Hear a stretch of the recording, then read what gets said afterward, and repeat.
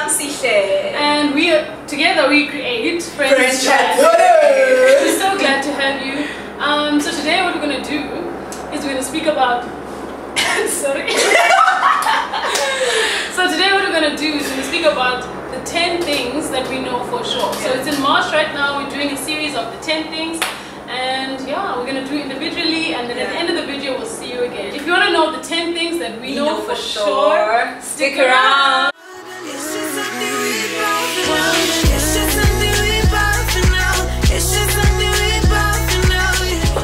What I know for sure is that you don't know how strong you are, but also that you can live within this duality of courage and fear. And I think it's been one of the greatest lessons for me personally this year, is that you don't know until you do it, or until you get to that moment that almost forces you to exercise this strength and this courage that you didn't know you have. And in writing my book, I think one of the greatest learnings, and I write this on my dedication, is that the book is dedicated to the girl running towards her dreams with fear in one hand and courage in the other. That it isn't a perfect moment. It's a moment where you're constantly contending that inner critic that's like, oh, you can't, you're not good enough. But then you're equally in moments feeling like, yes, I found something that I love and something that I want to pour myself into. So courage and fear can coexist. It's what I know for sure. The second thing I know for sure is purpose.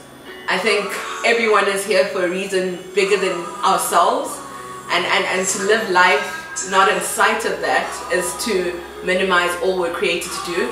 I believe there's an invisible magician who's God, who's pulling the strings and pulling us towards our purpose in life. I think the third thing I know for sure is that no man is an island. When I say that is, I think when I look at myself and I look at who I've become, when I look at the different stages in my life, I felt like my family, my mom and dad, and the way I was raised and who they are, but equally my friends, these amazing people from different walks of life and who have these weird different experiences and who were strangers last year, have been so influential in forming who I am and the way I see the world and the way I get to grow as a person.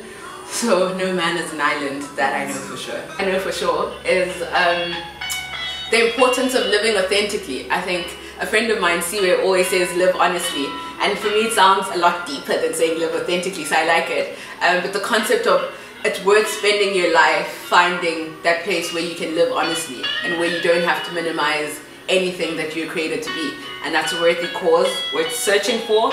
So friends, live honestly. Bye.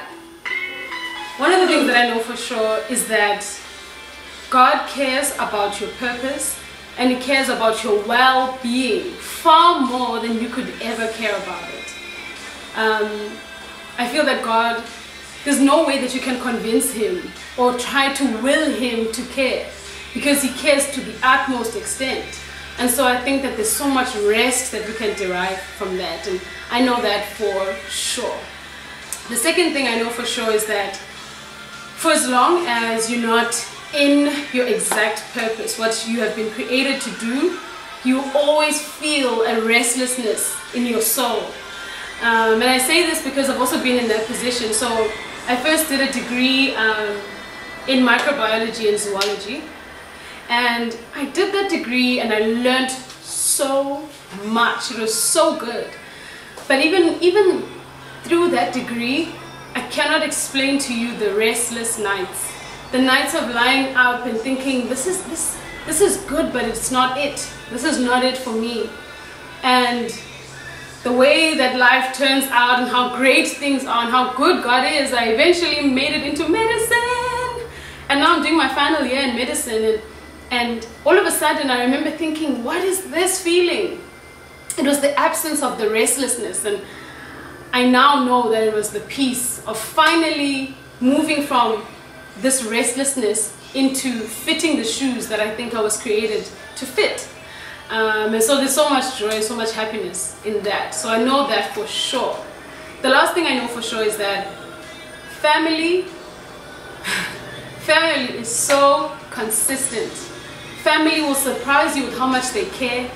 Family will surprise you with how much they are there for you through it all. And I'm speaking about my personal family, nuclear and extended. I love those guys so much. And I know they love me too. I know that for sure. The last thing is that love is so settling. There's something that happens when you feel loved. There's something that happens when you are giving love. And I think it actually provides a weight in your soul that makes you feel accepted and makes the space safe for you to explore and get to know yourself better, and also to just kind of be bolder towards life. So I know that for sure as well. I know for sure. I think that provision is sure, right? And I think by that I mean the things that you look for in life, or the things that you are wanting, I think they're also in some ways wanting you. And I think God creates means so that your purpose is fulfilled. I don't believe that we are born into this world so that we would be orphans, so to say. You know what I mean? Like with unable to find the things or to grasp what it is we're here for.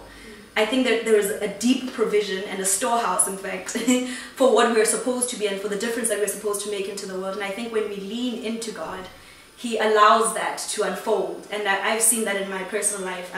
When I was in matric, I remember my aunt and my mother and both my aunts literally praying for a list of things, and one of the things that they prayed for was provision for my university fees. And for me, it's been an incredible grace, and of course there's a lot of other external factors that come to it, but I'm currently doing my PhD and I've never paid for fees ever since. So I've did my undergrad, did my honors, I was able by God's grace to do 2 master's degrees, and I have never ever, and I think that's something, a testimony that God has put in my heart so that I would be able to share with other people, but to also be so sure. And even now, like if I need money, I'm like, I know you can provide. Like provision is always sure. And I think that when I look at my friends' lives as well, every single time, it's almost like the law of life that when the need comes, there is provision somewhere for that need to be met. I think death breaks us, but I think in some ways death heals us. Steve Jobs says that death is the greatest invention of life because it clears out the old and brings in the new. But what I've found is that there's nothing that can bring the same amount of clarity in life in general. And it's a hurtful clarity, but it gives you wings in some ways to be able to see the world for what it is to an extent, you know. And there's a proverb that says it is better to be in the house of mourning than to be in the house of rejoicing. And I've always wondered why, but I think it is because of what it does to our souls and to our minds and to ourselves as people. I definitely know for sure. I think generosity is a principle or is at the heart of life. This moment or this realization came to me when I've told you guys a bit about my half-dad and dad. He was so generous with his life. There's nothing that he withheld, you know, like he gave it all. Like he's the one who used to call me professor when I was like in high school.